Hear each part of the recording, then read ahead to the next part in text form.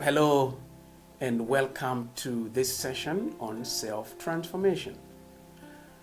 Barney Siegel once said, embrace each challenge in your life as an opportunity for self-transformation. Until you take 100% responsibility for your life, the good, the bad, the ugly, your life will never change. And you will never go through this process of self-transformation. When you talk about self-transformation, moving from one level of leadership effectiveness, personal leadership effectiveness, to the next, it will involve you to focus on two building blocks. You'll need a personal vision and core values. A personal vision is more than just having goals and a set of good goals for that matter. It's a mental picture of who you want to become, who you want to be. And when correctly conceived, it will encompass every area of your life. You recall in our earlier discussions, we talked about self-leadership focusing and impacting on every area of your life. That is what self-transformation helps. When you talk about core values, they represent what you personally stand for. Your standards of behavior that you must uphold each day in your life. And therefore we could say that the vision and the values that you hold give you a personal compass that guide your actions, your thoughts, your behavior on daily basis. And self-transformation can never take place until you address those three areas: your thoughts and thought processes, your actions, and your behavior.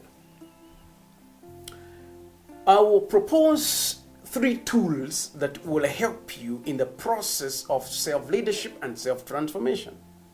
That for you to achieve your purpose and live your mission and achieve that vision that you have, what you want to become, one, you must have clarity of your personal vision, the mental picture that I've talked about.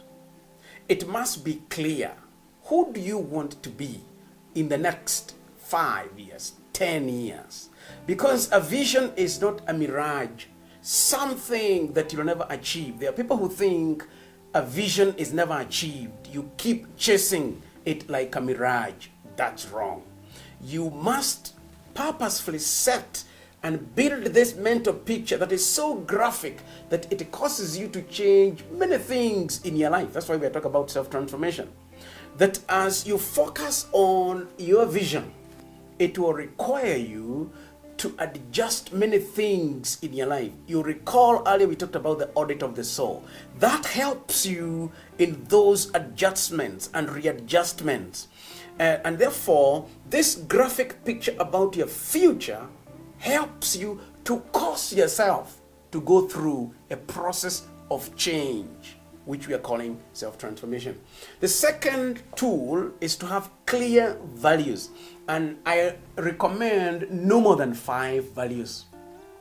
Because values are stable, enduring, and they guide our behaviors and our actions. Once again, you're clear about your personal values, you are on the road to transforming self. The third tool we already mentioned earlier, but I want to stress so that you combine the three, is the identification of your strengths and weaknesses. And what did we call that? The practice of an audit of the soul.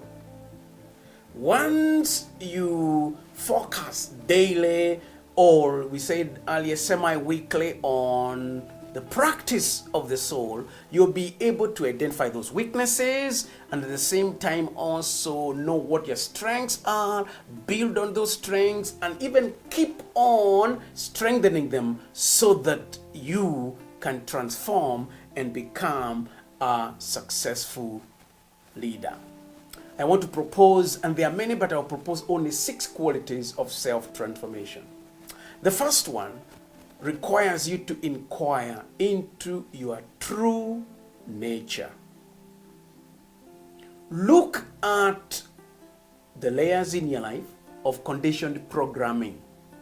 You recall we said that the society programs us, your beliefs, your biases, your self-identities, that sometimes even create a false image of ourselves, what we call egoism. Sometimes you find leaders who are so egotistic that they don't even realize that they are actually crashing to a dead end. Their leadership influence has come to an end and they still want to hold on. They are no longer effective as leaders. Why? Because they failed to transform self in the first place. And the first thing to do is to inquire into our true nature. Who are we? The second quality is what you would call self-honesty, or having a life of integrity. And it takes integrity to observe our behavior, to accept that we are wrong, and to accept the need to change. The third one is being accountable. Accountability is a key quality of self-transformation. Being responsible for our thoughts, our emotions, our behavior, and our actions. So again, we don't let our emotions, our feelings lead us. We should allow our inner will that has already been transformed to be accountable for our actions. So don't blame the boss, don't blame the government, don't blame the environment.